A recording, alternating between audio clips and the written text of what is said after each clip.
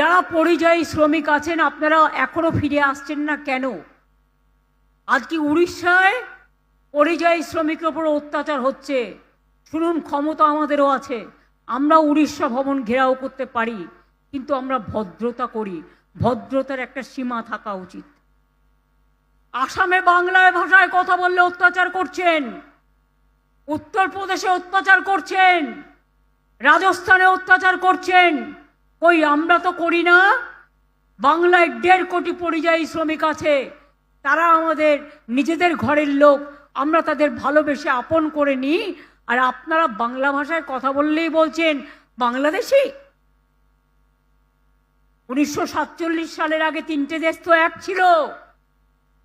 ওপার বাংলা থেকে অনেকে এপার বাংলায় এসছে, এপার বাংলা থেকে অনেকে ওপার বাংলায় গেছে, পাঞ্জাব থেকে অনেকে পাকিস্তানে গেছে।